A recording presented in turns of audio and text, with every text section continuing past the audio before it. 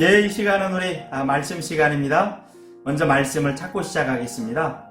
오늘 우리에게 주신 하나님의 말씀은 마태복음 14장 13절부터 21절까지 말씀입니다. 제가 가진 신약성경 23쪽입니다. 다 찾으셨나요? 예, 그럼 우리 13절부터 함께 큰 소리로 읽도록 하겠습니다. 예수께서 들으시고 배를 타고 떠나사 따로 빈들에 가시니 무리가 듣고 여러 고을로부터 걸어서 따라간지라. 예수께서 나오사 큰 무리를 보시고 불쌍히 여기사 그 중에 있는 병자를 고쳐 주시니라. 저녁이 되매 제자들이 나와 이르되 이곳은 빈들이요 때도 이미 저물었으니 무리를 보내어 마을에 들어가 먹을 것을 사 먹게 하소서. 예수께서 이르시되 갈 것 없다. 너희가 먹을 것을 주라. 제자들이 이르되 여기 우리에게 있는 것은 떡 5개와 물고기 2마리뿐이니이다. 이르시되 그것을 내게 가져오라 하시고 무리를 명하여 잔디 위에 앉히시고 떡 5개와 물고기 2마리를 가지사 하늘을 우러러 축사하시고 떡을 떼어 제자들에게 주시매 제자들이 무리에게 주니 다 배불리 먹고 남은 조각을 12바구니에 차게 거두었으며 먹은 사람은 여자와 어린이 외에 5,000명이나 되었더라. 아멘. 예, 우리 지난 시간부터 우리 기적에 대한 이야기. 근데 기적이 단순한 내용이 아니라 그 안에 메시지를 가지고 있다고 하는 것이죠. 그래서 우리가 표적이라고 불러요. 마치 교통판처럼 그것을 보면 이런 의미가 담겨져 있구나. 이러한 목적을 위해서 예수님께서 이 기적을 베풀었구나. 알 수가 있게 되는 거죠. 두 번째 시간인데요. 오늘 이렇게 시작해 봅시다. 이스라엘 백성들이 애굽의 이집트에 생활을 하다가 430년 만에 그곳에서 나와요. 광야의 여정을 걷죠. 그 농사를 지을 수 없는 광야에서 그들이 먹었던 음식은 무엇일까요? 예, 가장 먼저 목사님에게 답글 주는 사람에게 간단한 선물을 주겠습니다. 답은 뭘까요? 만나. 예, 만나입니다. 만나, 또 추가한다면 메추라기. 메추라기는 새예요. 고기죠. 만나. 이것이 무엇인가? What is it? 그런 의미가 담겨져 있어요. 처음 보는 거예요, 역사상. 그래서 광야의 여정을 걸어가면서 그들이 먹었어요. 날마다 하나님이 하늘로부터 이 만나를 내려줬어요. 양식이라고 해요, 양식. 우리 친구들에게 하루에 읽어야 될 말씀을 보내줄 때 목사님이 오늘의 영의 양식은 이런 부분 이야기하잖아요. 그게 이제 만나를 염두에 둔 거예요. 하늘에서 이렇게 내려오는 거예요. 이것을 가지고 볶아 먹기도 하고 쪄 먹기도 하고 광야의 여정을 걷는 한 40여 년 동안 그들이 굶어 죽은 일은 없어요. 하나님이 이 음식을 줘서 그들이 먹고 살게 했어요. 이 음식을 먹어야 사는 거죠. 자, 오늘은 이 만나와 관련된 이야기입니다. 이 말씀 속으로 우리 함께 들어가 보도록 그렇게 합시다. 오늘 말씀이 읽기 바로 앞부분에 보면 이제 세례 요한 관련된 이야기가 나와요. 근데 세례 요한은 구약 성경의 마지막 선지자예요. 예수님보다 몇 개월 앞서 왔죠? 6개월. 앞서 와서 예수님의 길을 준비했던 분이 바로 세례 요한이에요. 선지자죠. 이 선지자가 헤롯 안티파스라고 하는 분봉 왕이라고 불러요. 그 왕이 하나님의 말씀에 어긋난 나쁜 짓을 해요. 왜냐하면 자기의 이복 동생의 아내를 어찌 보면 빼앗아요. 동생의 아내를 이혼시키고 그 이혼한 그 아내, 동생의 아내죠. 또 헤롯 안티파스로 보면 조카이기도 해요.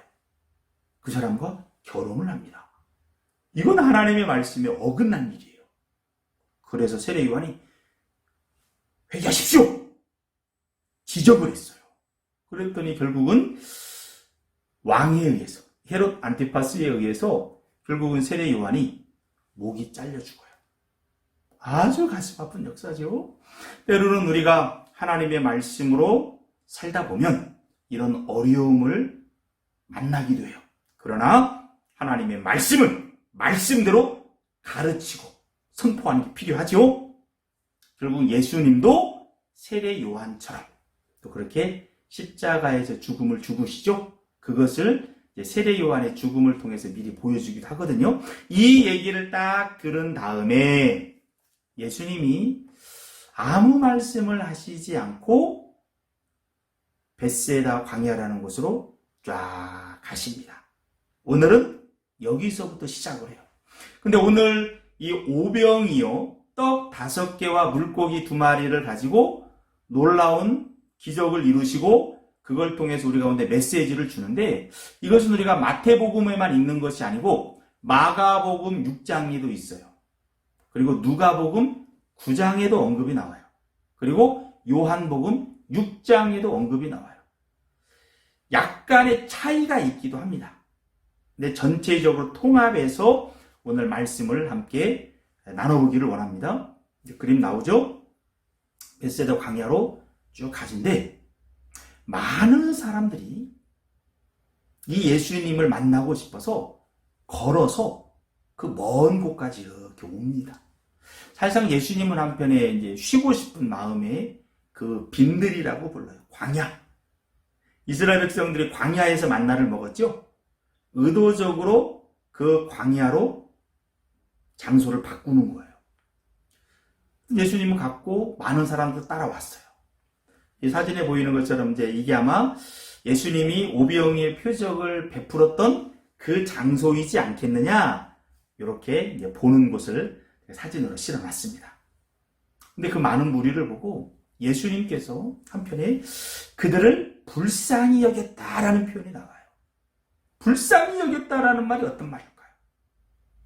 원래 이 의미를 보면 창자가 흔들린다, 그런 의미가 담겨져 있어요. 창자가 뭐예요? 우리 그 작은 소장, 대장. 옛날에는 작은 창자, 큰 창자 이렇게 불렀거든요. 몸 깊숙이 있는 거잖아요.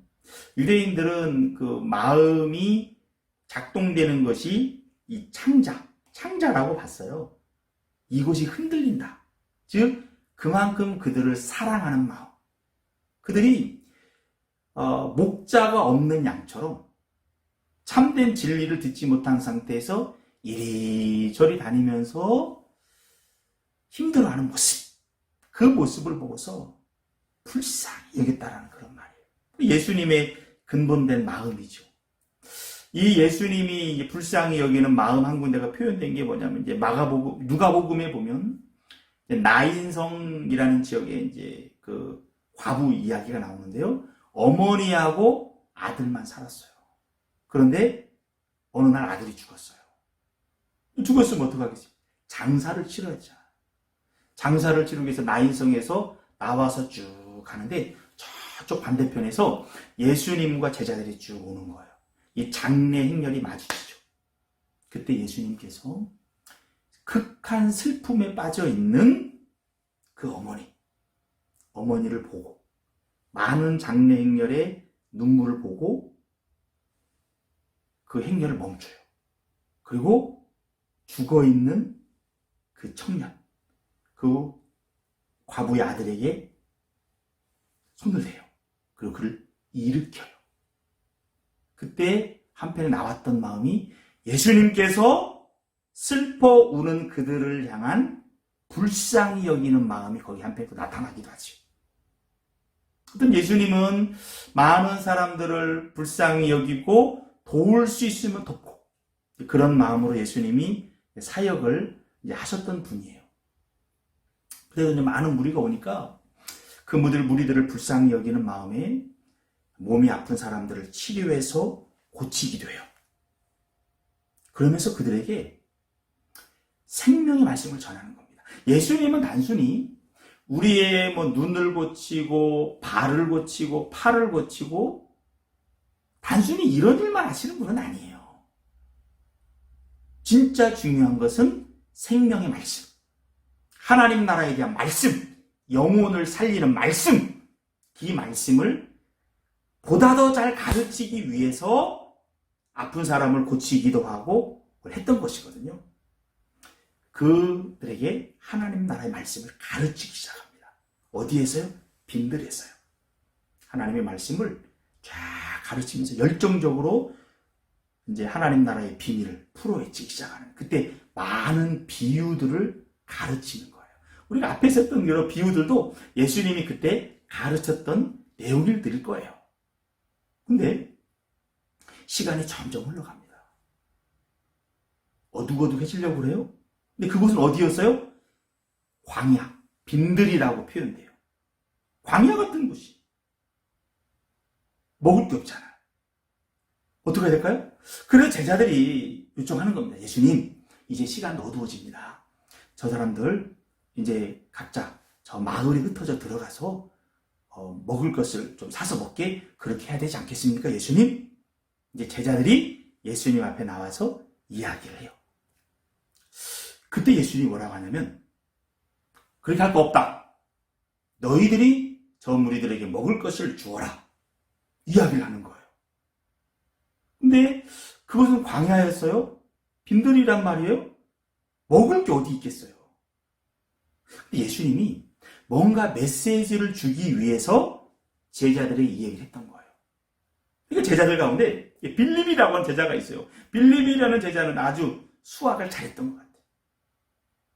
대충 하더니 예수님, 만약에 이 많은 사람들 보니까 이들에게 떡 한 조각 먹여서 약간의 배고픔을 해결할 만큼만 준다 해도 200데나리온, 오늘날 돈으로 대충 환산해보면 2천만 원, 한 끼 식사를 위해서 2천만 원이 들어갈 정도 많은 무리란 얘기예요. 근데 그게 어디 있어요, 예수님? 에이, 말이 안 되죠. 그 얘기를 하고 있는 거예요. 그러니까 그때 안드레라고 하는 제자를 통해서 음식이 하나 올라옵니다. 어떤 아이에게 보리떡 5개랑 물고기 2마리가 있는 거예요. 그걸 이제 안드레를 통해서 예수님에게 딱 가지고 와요. 아, 예수님이 어떤 놀라운 역사를 펼칠까요? 잠시, 왜 보리떡 5개와 물고기 2마리일까요? 물고기는 한편에 이제 하나님의 백성을 상징하기도 해요. 근데 우리가 주목하고 싶은 보리떡이에요. 보리로 만든 떡이라는 얘기죠. 보리는 그렇게 맛이 있지는 않아요. 어찌 보면 볼품이 없어요. 그럼 이 보리떡이 상징하는 게 뭘까요?